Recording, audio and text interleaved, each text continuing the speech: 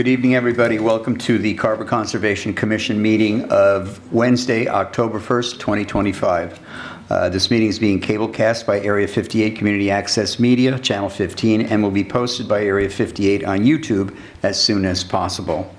We've got a pretty light agenda this evening, actually one item. It's a new public hearing for 0 Mayflower Road. It's a request for the determination of applicability in RDA. And because it's a new hearing, I need to read it all.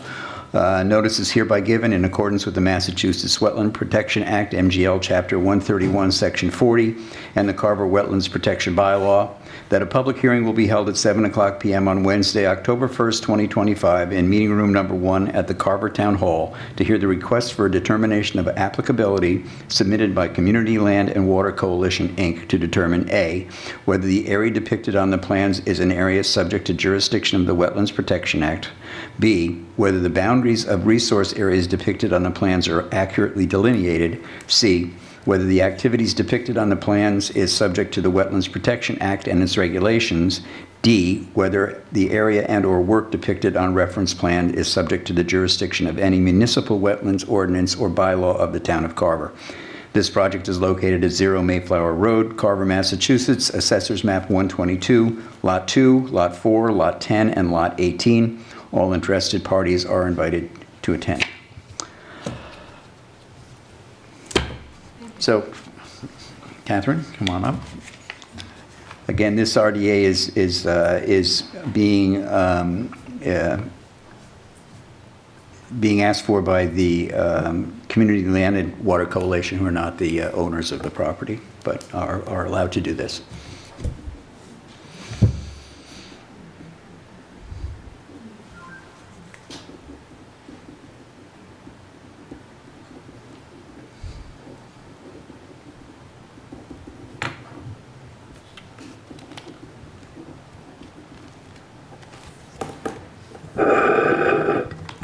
Thank you very much. Thank you very much for having us. We appreciate the time of the Carver Conservation Commission, the time of the residents of the town of Carver, and also the time of the municipal staff here in Carver as well.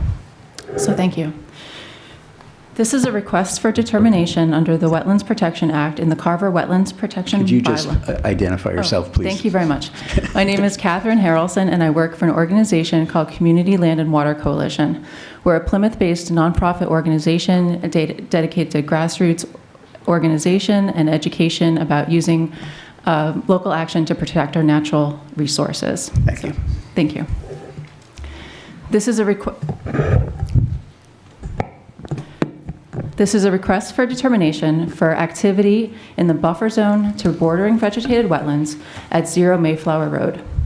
It's for an earth removal project for activity that involves clearing of trees, stripping of soils, and removing of overburden, and the excavation of 448,000 cubic yards of sand. We asked the Conservation Commission to determine and find, number 1, that the area described on the reference plans is an area subject to jurisdiction under the Act, removing, filling, dredging, or altering the area, which requires a notice of intent. 2A, that the boundary delineations of the following areas described on the plans are confirmed as accurate. Therefore, the resource boundaries are confirmed in this determination and are binding to decisions rendered pursuant to the Wetlands Protection Act. We asked them to determine that 4, that the work described on the plans and documents is within the buffer zone and will alter an area subject to jurisdiction under the Act and therefore requires the filing of a notice of intent, and that the area or work described on the reference plans and documents is subject to review and approval by the Town of Carver Conservation Commission. We asked them to make these determinations for the following reasons: that the activity is on land not presently and primarily used in agricultural use, that the activity does not qualify as normal improvement of land in agricultural use or qualify for activity within the buffer zone because the work is not directly related to the production or raising of agricultural commodities, that the activity is taking place in the buffer zone to bordering vegetated wetlands, and that the protected interests of the Wetlands Protection Act and the Carver Wetlands Protective Bylaw will be impacted by this project. We ask that the Conservation Commission finds that the work is located in the buffer zone to bordering vegetated wetlands. To the west of the proposed excavation, as shown on Exhibit B of our submittal, and that the activity is not exempt as agriculture. For the same reasons that the Conservation Commission found on April 16, 2025, that the work to the east is not exempt, we ask you to find for the revised plans that this work is not exempt and therefore should require a notice of intent. And I'll go into further detail. Thank you very much. Number one, the land is not an agricultural use. I won't go into too much detail because we discussed this pretty thoroughly on April 16, 2025. But the project cannot qualify as improvement of land in agricultural use unless the land first qualifies as land in agricultural use. The area to be excavated and used for earth removal is currently forested uplands. As described above, it's not presently and primarily used for cranberry bog farming, nor is it presently and primarily used in a manner that's relevant and customary used in raising cranberries. Regarding the RDA process, the issuing authority may require appropriate documentations, such as a USDA farm plan, aerial photography to determine agricultural use. However, on April 16, 2025, the Conservation Commission found that the land of the proposed earth removal excavation was not land in agricultural use.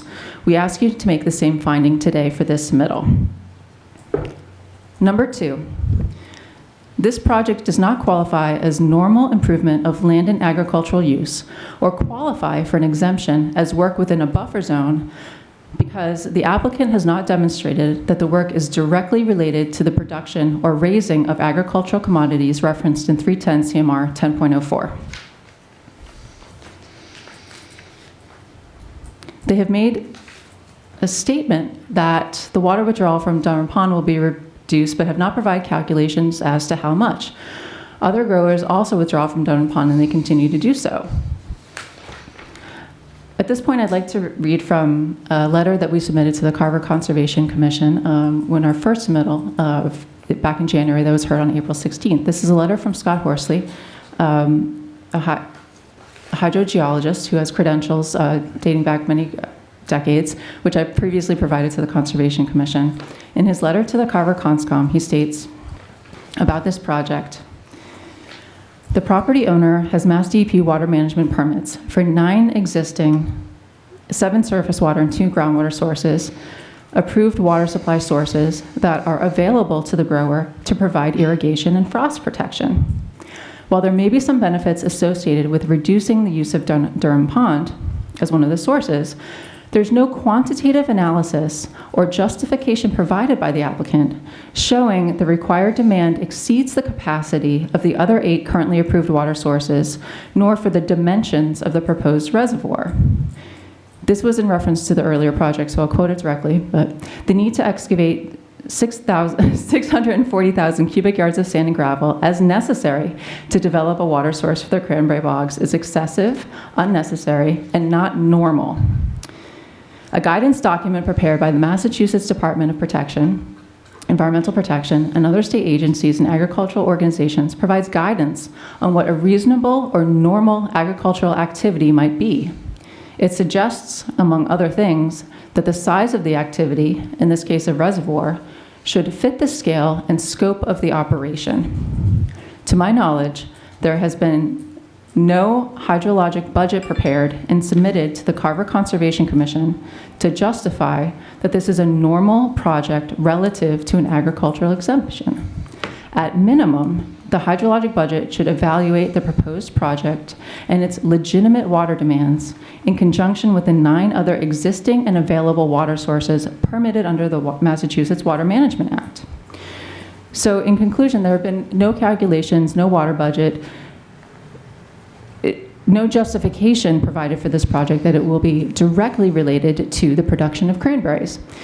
In the manual, Farming and Wetland Resources, they give several examples of normal improvement or what normal maintenance of a bog is. The examples are a little bit contrite and they're very kind of hokey pokey, but they prove a point. One of the examples was somebody who grew strawberries, sold them on his front porch in order to make enough money to buy some fertilizer and do it again next year. He wanted to do some digging in a wetland area with this and expand the size of his strawberry patch. Would this qualify as normal improvement of land and agricultural use? The answer was no, because it was not directly related to producing a profit from the sale of his strawberries, which under this manual was the definition of agriculture. It wasn't that he wasn't going to make money from the selling of the strawberries, it's that there was going to be no direct profit to him as a business and therefore qualify as agriculture. However, on the other hand, this applicant has stated on public record that they are going to sell the vast majority of the sand from this excavation. They stated previously that they're going to keep 50,000 cubic yards of sand on the site, and they're going to sell for commercial purposes the other, at this point, approximately 400,000 cubic yards of sand. On the other hand, there is no direct correlation provided by the applicant for the use of the water in production of their cranberries. Thirdly, and the reason why we're here, is I'd like to discuss the bordering vegetated wetlands. In our submittal, we provided figures which show that the wetlands to the bogs to the west, although they have been squared off and improved, a large portion of which were formerly bordering vegetated wetlands.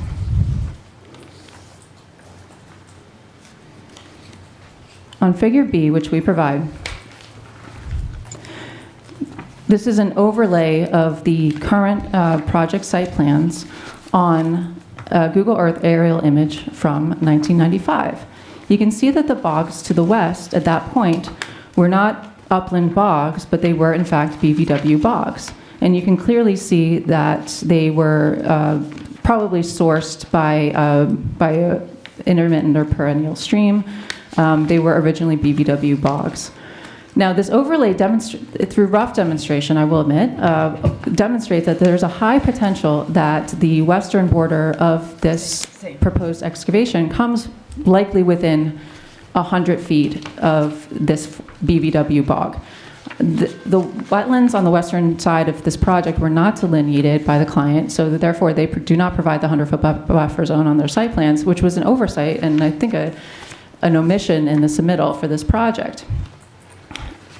Now, if you go to Exhibit C of our submittal, we took the same overlay of their current site plans, and we overlaid it on a current 2025 Google Earth aerial image, but then we also imported a data set entitled USDA Soil Survey as raised shapefile data layer for Plymouth County. This data layer shows that there are hydric soils directly to the west of the proposed excavation. As you can see in Exhibit C, it's sort of this light brown shaded area, which I've labeled USDA hydric soil, group 60A, Swansea coarse sand. The definition of the sand is Swansea coarse sand, 0 to 2% slopes. It's Swansea sanded surface, similar soils, 86%, minor components, 14%.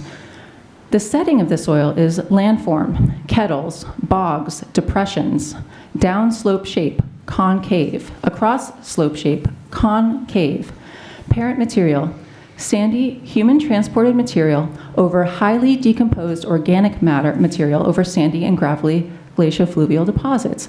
So therefore the sand, the soils that are directly to the west of this project in a large area are hydric soils. They have sand imported over them for the creation in the ongoing agriculture of the bog, but what underlies that is highly decomposed organic material over sandy and gravelly glacial-fluvial deposits. The hydric soil rating is yes, according to the USDA. Now, further, obviously, these wetlands have been transformed in the subsequent years. And I'd like to read an excerpt from the Farming in Wetland Resource Manual. If a site has been disturbed, however, and the vegetation has been destroyed by farming or other operations, how can the boundary of the BVW be determined?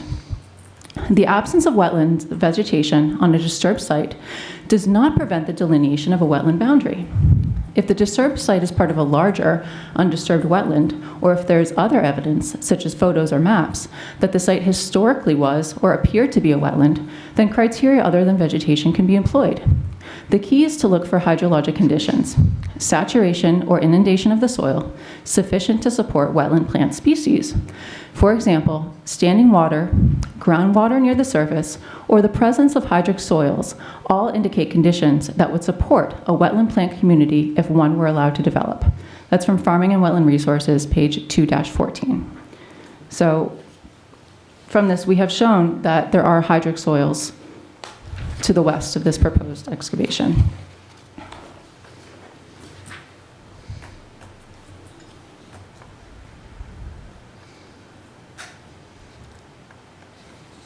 I can read the definition of wetlands from the Wetlands Protection Act, but I think that you're all pretty familiar with it, so I'm not going to go ahead and do that. Finally, I'd like to conclude about why we're all here. This is not about laws and limitations and lines and delineations and things like that. This is about our natural resources and the protection of wetlands. The purpose of the Wetlands Protection Act.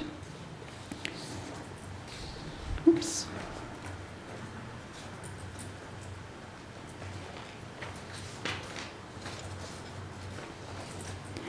The Wetland Protection Act regulates activities that have the potential to impact the following interests: protection of public and private water supply, protection of groundwater supply, flood control, storm damage prevention, prevention of pollution, protection of land containing shellfish, protection of fisheries, and protection of wildlife habitat. From the purpose of the Carver Wetlands Protective Bylaw.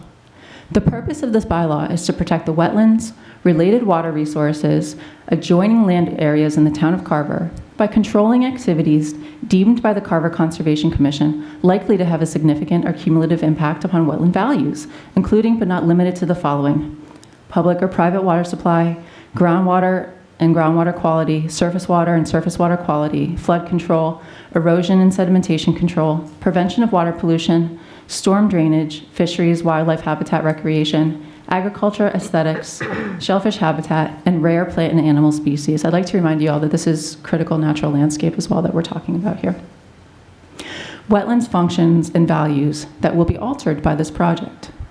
Impacts to public water supply, private water supply, groundwater, prevention of pollution, flood control, storm damage prevention, protection of fisheries and wildlife habitat. Furthermore, in the letter that we submitted to the Carver ConsCon back in April by hydraulic expert Scott Horsley, this project threatens drinking water supplies. The project site lies within the Plymouth Carver Aquifer, which has been declared a sole source aquifer by the United States. This designation recognizes the dependence on the groundwater system as the only viable source of drinking water. It also documents the sensitivity of the groundwater system to contamination from overlying land uses. He goes on to state that more than 20 homes directly downgraded of the project site. In that no public water supply is available, these homes are dependent upon private wells as their drinking water source. Therefore, we ask the Carver Conservation Commission to make a positive determination that this project requires a notice of intent for the reasons that I've outlined earlier, but first and foremost for the protection of natural resources. Thank you. Thank you. Just so you know, I was not present at the April meeting, nor was Ms. Cullum, but we both watched the video of it, so we're up to date on what happened during that. So thank you for your presentation. Emil, you, I'm gonna defer to you here. Sure. So I think just for some background, we were here in April with a very similar application, and that was for the 10-acre reservoir that ADGA and previously Fruit Dior had applied for.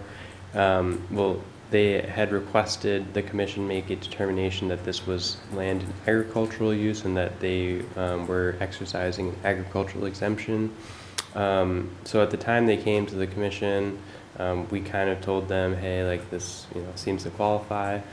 Then Community Land and Water Coalition submitted their RDA application, and we reviewed it again a little bit closer.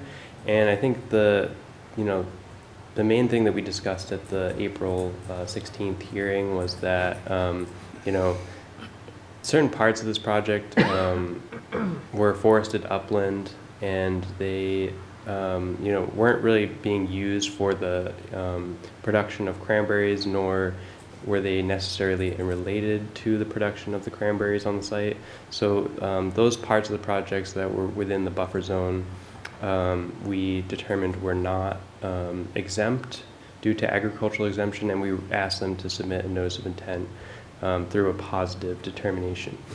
Rather than doing that and filing for a permit, the owners opted to withdraw their application from the earth removal committee, and recently they've come back with a new application, which is this slightly smaller reservoir. It's 7.45 acres, I believe now. And that's the plans that I shared with you guys, and were referenced on the RDA by Community Land and Water Coalition. So I'm sorry I can't pull them up right now. I'm having a little bit of trouble like actually pulling them up on the TV so that we can look at them. But essentially, like, there's this hill in the middle of these two bog systems. They labeled the bogs on the east as wetland bogs. And I think that was done by Beals and Thomas when they had originally drew these plans. Then on the west side of this hill, where the reservoir is going, there's a whole bunch of like kind of squared off bogs, and in that area they've labeled those upland bogs. And if you look at historic aerial imagery, and you look at old USGS maps, it seems like there's always been bogs in that area going back to like at least the 1930s, if not longer. So these are like 80-year-old plus bogs, probably more than 90-year-old bogs in these areas. And they were obviously shaped a little bit differently. They didn't, they weren't all like rectangular bogs. But those are the bogs that Community Land and Water Coalition is calling into question whether or not they're upland bogs. And we didn't really discuss that all that much at the previous meeting, because we were kind of really focused on the question of agricultural exemption. However, we did issue a positive determination requiring them to submit the notice of intent. That determination also included a determination that the wetland delineation shown on the plans was accurate. And so I think that is kind of a complicating factor of this, because essentially that determination stands for a 3-year period, while the RDA or the determination of applicability is valid. So that's a 3-year period that says the wetlands that were shown on the plan for the last application were correct. So I think that does make it a little bit complicated to take jurisdiction over the bogs to the west, because we kind of did say like, hey, like these plans are correct. However, we didn't really look that closely at like things like soils. I mean, as we know as a commission, in Carver there are a ton of bogs, and it's very difficult to determine whether or not these bogs were created from upland areas originally, or if they were wetlands. And so that's why we made our bylaw changes in April to essentially take jurisdiction over all the bogs in the town of Carver, whether or not they were built in uplands or wetlands. So I think that, with that in mind, I think I would definitely recommend issuing a positive determination based on our new bylaw that we do take jurisdiction over these bogs. There is a 100-foot buffer zone associated with all the bogs in Carver, and in that way, at least we're getting a permit application from the owners, so that this project can be conditioned by the commission. I think it's I have a lot of the same concerns that you have, Catherine, about this project. It's a very large excavation project. Not only is it 7.5 acres, but it's going to be 30 feet deep into the, you know, like groundwater. You know, this is like area with like 100, you know, 20 feet plus of elevation, and they're going all the way down to like 60, I think it's like 65 feet or something like that. So, you know, they're essentially excavating like 40 to 50 plus feet of material in a 7.5 acre footprint. So very significant amount of digging in this area and deforestation. So obviously, you know, I have concerns about, you know, groundwater, as well as, you know, just, you know, destruction of wildlife habitat and things like that in the buffer zone. I think really the question to me becomes like, is this a jurisdictional project under the Wetlands Protection Act? Because the Wetlands Protection Act takes jurisdiction over, you know, wetland bogs only, which is very hard to, you know, determine, like, is this a wetland bog or an upland bog? They wouldn't necessarily take jurisdiction over a project that's within 100 feet of an upland bog. So I think that's the only question for me is, like, you know, is this a positive determination under the Wetlands Protection Act and the Carver bylaw, or is this a situation where it's going to be a, you know, negative determination under the State Wetlands Protection Act and a positive determination under the Carver Wetlands bylaw, because in the past we have already, you know, kind of determined that yes, the plans were correct and said, you know, these are upland bogs. I guess due to our previous determination, I would think the clearest thing to do would be to just issue a positive determination under the Carver Wetlands bylaw. Both ways we're going to get a notice of intent, but essentially the difference would be, do they also submit that notice of intent to the DEP? And if it is appealed, like this RDA, or, you know, their NOI that eventually that they have to submit, it would either go, you know, rather than going to the DEP, it would go to the state superior court. Again, it's a little bit of like a, you know, regulatory, you know, legal question, I guess. Not really, you know, it's kind of going to be the same process for the commission. Either way, you know, we'll get a permit application from the, you know, landowners. They're going to have to come here and plead their case of why they want to, you know, construct this reservoir. But I think, you know, it's based on our previous determination, it does make things a little bit complicated in that area.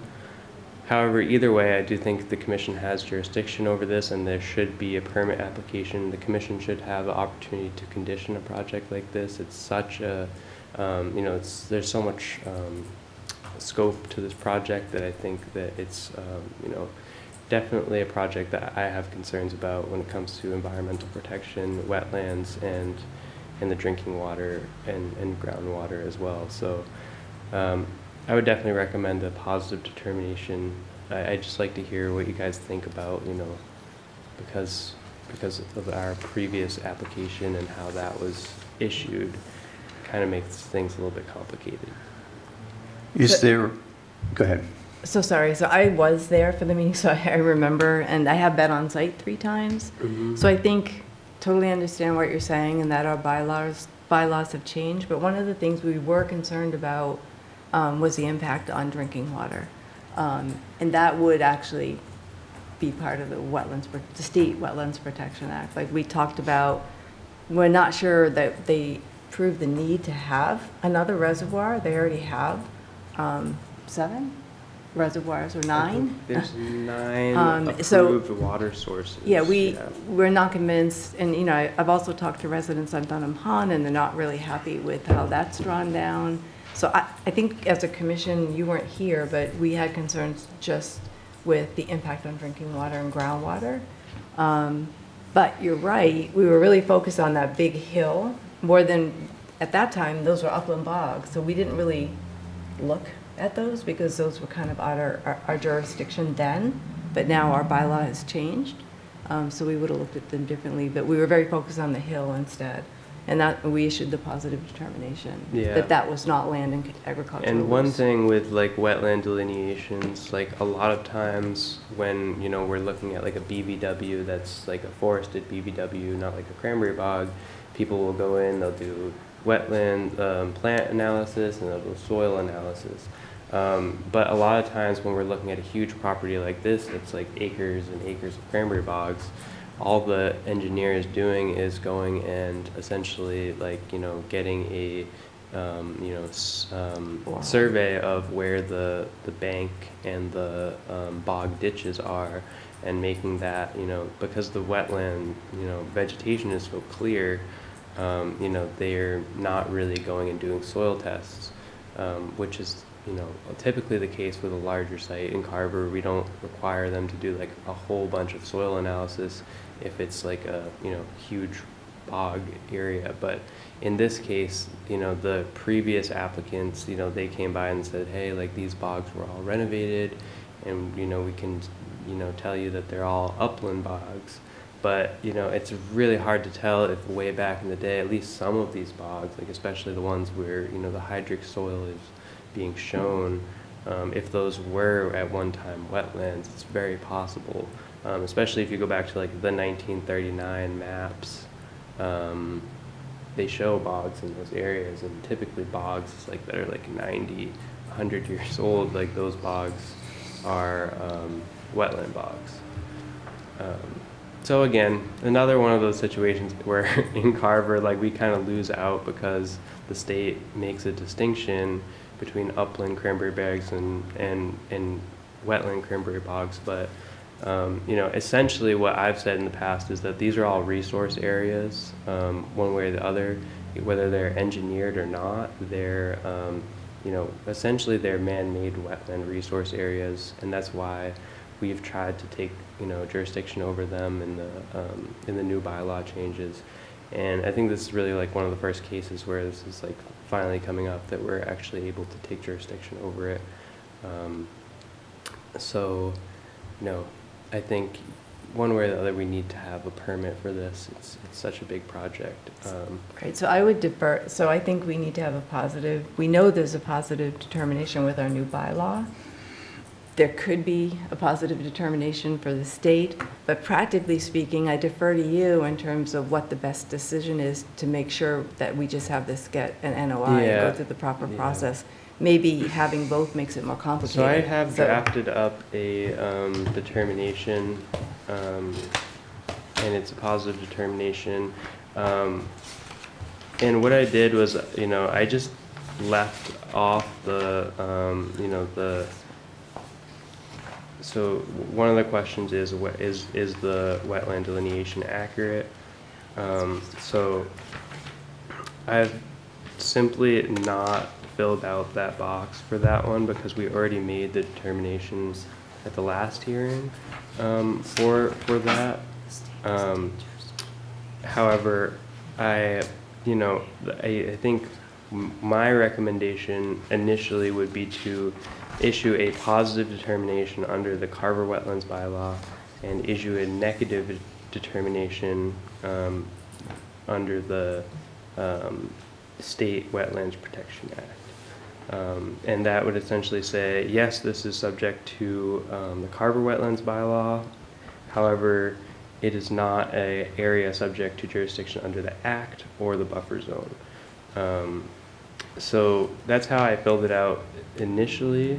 I also, it's a positive determination under the Carver Wetlands Bylaw, and then I've also filled out, you know, this work is, if it is subject to municipal bylaw and not subject to the Wetlands Protection Act, there's a box for that as well. So I've checked off that.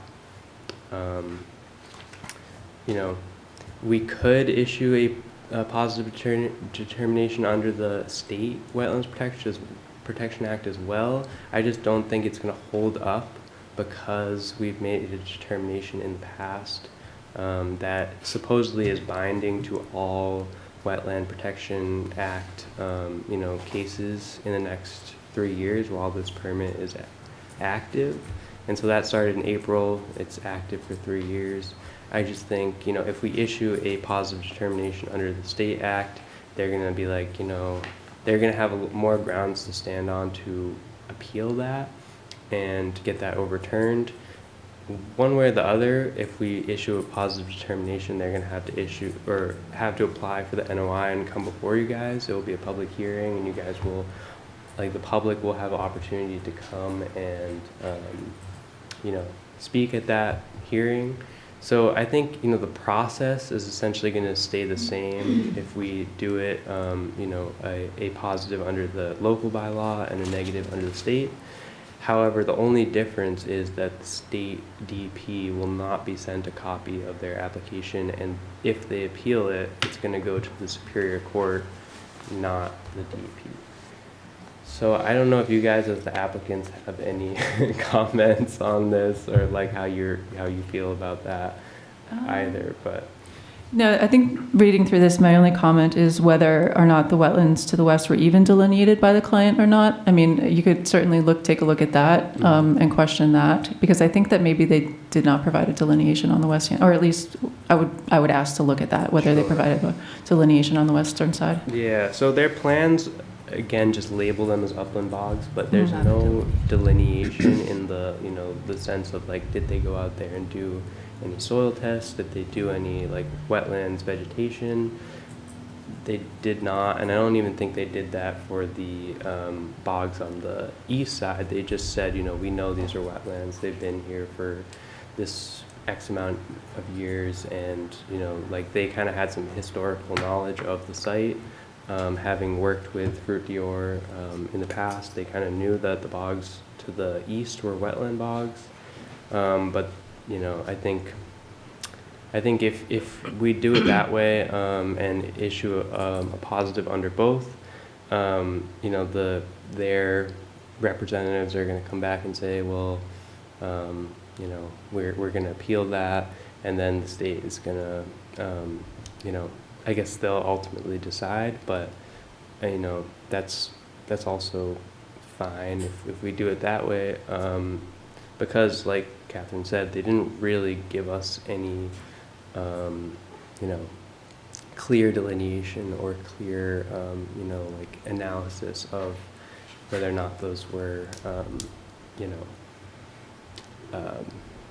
partially wetlands. I think it's going to be really difficult in the long run to get a solid delineation of where those wetlands are within those squared off bogs, but if they just went by the hydric soils, part of that is going to be within the buffer to wetland bogs. So that would place it under a state DEP jurisdiction.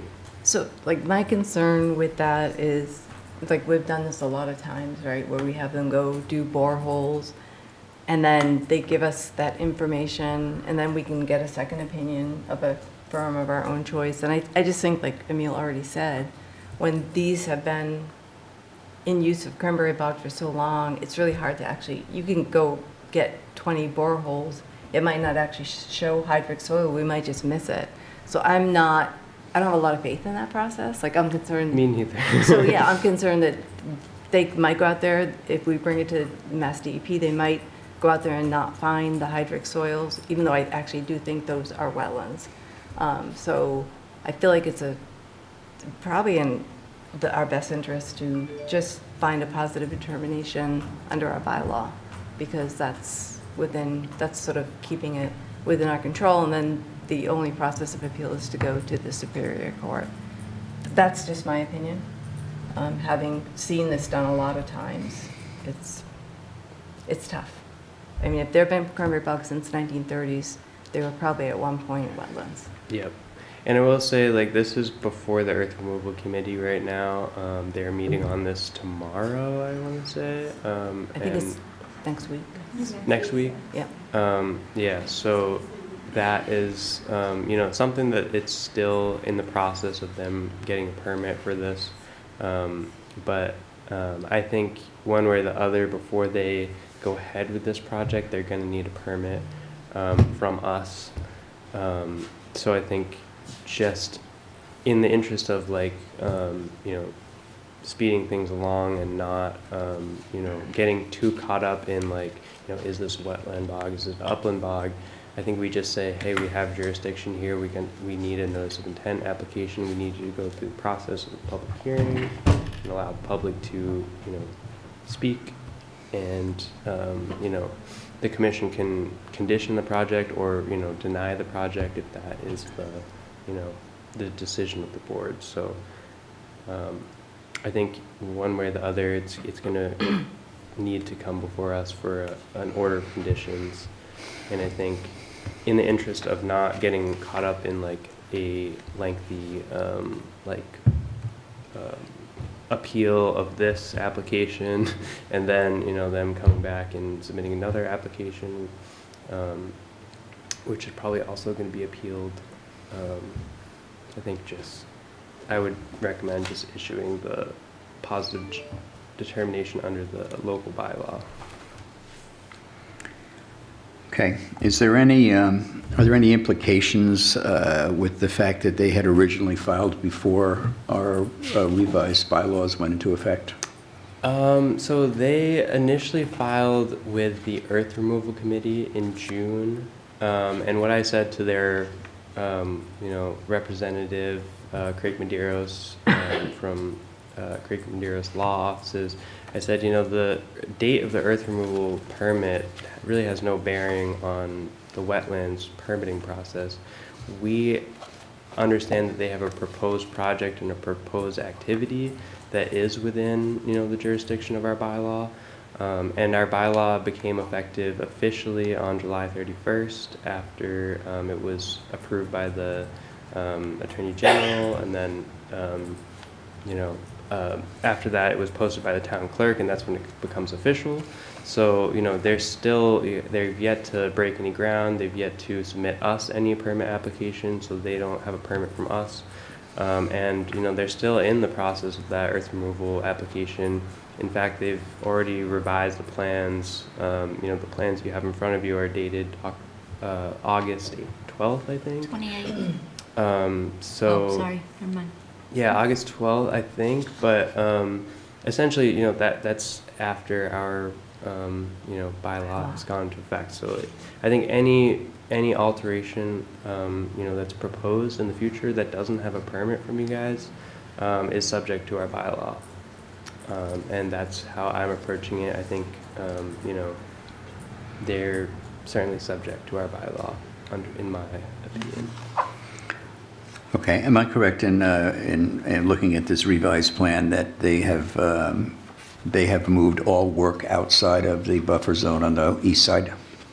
If you look at the very top of the east side, I think it's the plan you're looking at, there is a small portion of grading in the bog road that Okay. is in the, I believe it is in the 65, but that is, it's in the bog road. It's in an area that is used for land and agricultural use. So that is an area that would be eligible for agricultural exemption. Again, we kind of, at the last meeting, we talked about areas like the bog roads and the areas that were used in the past for sanding, a sand source for the bogs. Those are areas that are necessarily and related to the production of cranberries. So those areas do qualify for agricultural exemption. So there is a tiny bit of work that is, on that side. Okay. Ann, you brought up a good point that we've asked for borings before. We did it at Lakeview Street. We did it on Rochester Road. But I think that Emil's plan to do a positive based on the town bylaw, which in effect just crosses the word upland off the plan and just makes it a cranberry bog and subject to the same as, you know, the west side becomes the same rules as the east side. And I know that the gentleman who was here in April brought up something from the Wetlands Protection Act saying that there was language that said allowing things in preparation for, you know, agricultural use, as opposed to land in agricultural use, land that may be used to prepare or to help. So, you know, that's, I guess, always going to be a conflict.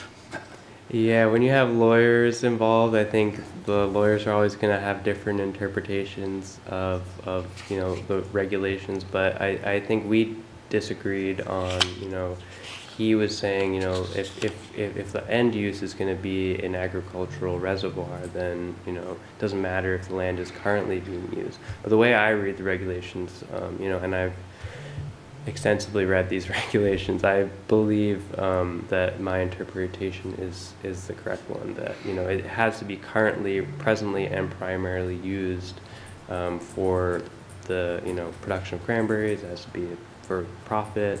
All of these things have to be checked off. And like I said at the last meeting, forested uplands do not qualify. They're not, you know, presently and primarily used. So I don't think they have anything to stand on in that sense.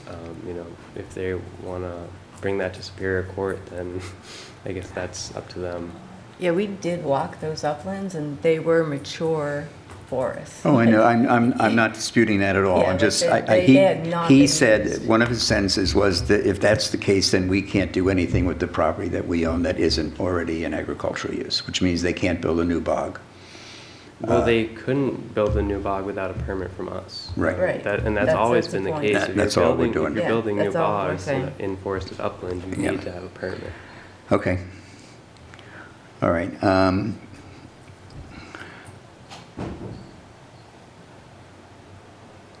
Let's see what other. I think I covered everything I wrote my notes about. All right, it's a public hearing. Are there any other people that would like to say anything tonight regarding this?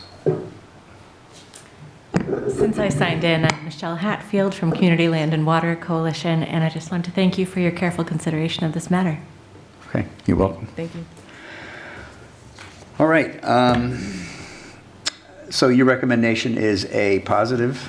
Yeah, so it will actually be a positive and a negative, but it's going to be a positive box 5 and 6 and a negative box 1. So essentially I'll read what that means. A positive box 5 is the area and work described in the reference plans and documents is subject to review and approval by the Carver Wetlands Bylaw, Chapter 281-1C. And then box 6, the following area and or work, if any, is subject to municipal ordinance or bylaw, but not subject to the Massachusetts Wetlands Protection Act. And I've written excavation, grading, and mining activity within the 100-foot buffer to the quote-unquote upland bogs as protected under the Carver Wetlands Bylaw, Chapter 281-1C, Statement of Jurisdiction. The project requires a filing of a notice of intent under the Carver Wetlands Bylaw. Then, under negative determination, I've checked box 1. The area described in the request is not an area subject to jurisdiction under the Act, meaning the Wetlands Protection Act, or the buffer zone. So that's, you know, specifically referring to, you know, anything that is delineated as like a wetland bog or BVW. So it would not be technically required to send, you know, a notice of intent to the state for this project, and that's because, again, we've issued a determination that has confirmed the wetland boundaries. Okay. And, you know, if that's binding for all Wetlands Protection Act issues within the next 3 years. So I think it's more grounds for them to appeal this application if we issue, you know, the positive under the state. Okay. Should this, technically, should this be Can this be one vote, or should it be two? I would just say it's a positive determination, box 5 and 6, and a negative determination, box 1, and that would be the one vote. Okay. I'm Very good. ready to make that motion, if you want that. All right, I'll entertain that motion. I'll make that motion. Essentially, we are issuing a positive determination under our bylaw, which includes box 5 and 6 on the RDA form, and we are issuing a negative determination on the State Wetlands Protection Act, which is indicated as box 1 on the RDA form. And is there anything else I need to say about that? Does that cover it? No, I think that covers it. Did you get that, Ashley? Working on it, thank you. So box 5 and 6 on the bylaw and box 1 on the State Wetlands Protection Act. So the first one is positive, the second one is negative. All right, I need a second. Yes, second. All right, it's been moved and seconded to do a positive determination on box 5 and 6 and a negative determination on box 1 on the RDA form. All those in favor say aye. Aye. Any opposed? Hearing none, it's approved unanimously, 3-0. Awesome. So I will send a copy to you guys as well as the owners, and I will let them know that they need to file the notice of intent under the Carver Wetlands bylaw, and we'll go through that process. Okay. Thank you very much for your Thank you. time. I Thank appreciate you. it. I'm sure we'll see Thanks, you again. Catherine.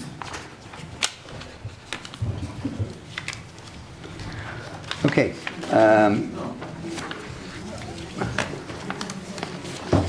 We'll have to move the minutes to our next meeting because We don't have people. we don't to have the vote. people who were here Okay. to vote on it. So they have to, Do you need a motion for that or no? no, we'll just table it. Is this yours, the attachment two? That got passed out? Oh, it's yours. All right. Any topics not reasonably anticipated by the chairman 48 hours in advance of posting this agenda? Is there any update or news on Lakeview Street? Not at this time. I think, realistically, we just need to get a town meeting article, drafted, and, that way, once we do get a quote, then we can get that on the April agenda. So we just have to Okay. get that in, I would say, there's 2 articles, one for CPC funding, so I think that one has to be done first, and then one just for general town funding. So that's the one that, we Okay. have a little bit more time on, but that's the one for the demo of the house. All right. All right. Can you, excuse me, we still have a meeting going on here. Could you please go out to the No, hallway? you can talk out in the Thank hall. you. Thank you. I thought you were gonna have to use the gavel for a moment I there. know. I've never seen Savory bang the gavel. Okay. Okay, Yeah, so I don't think there's anything really, updates at this point. I think, I will work on drafting those warrant articles, and then we just need to get them, before the CPC, and then one before town meeting as well. okay.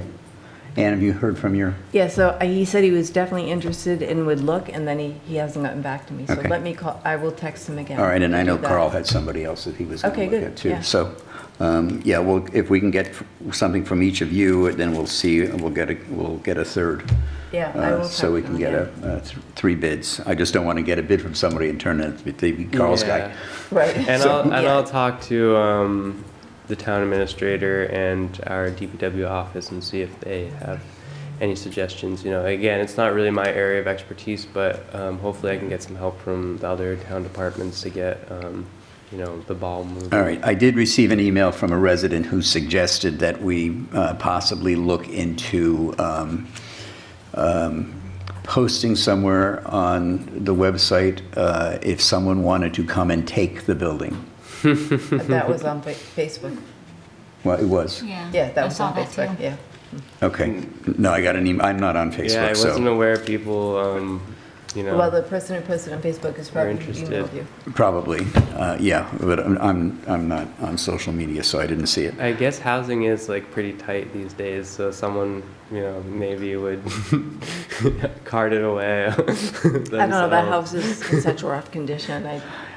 I think at the second that they start to dismantle it, it's just going to fall into a I pile. still like the idea that training for the fire department, but hey, Yeah. that gives your idea. Yeah, I did talk to the fire department deputy chief about that, and he was like, you know, like, we have such a great training facility here in You don't Carver. need to do Like, it, yeah. Right. we don't, like, training can actually be very dangerous for I'm sure it firemen, can, and yeah. so they're like, you know, we have such a great facility, we're not going to risk our guys to Right. Getting injured in that. get Yeah, and I injured think maybe the neighbors might have something to say about that. I'm as sure well. they might. would. Yeah. Okay, very good. Anything else from anybody? Not me. All right, I'll entertain a motion to adjourn. So moved? Second. All right, it's been moved and seconded to adjourn. All those in favor say aye. Aye. Aye. All right, we're good. Thank you, Area 58. Thank you.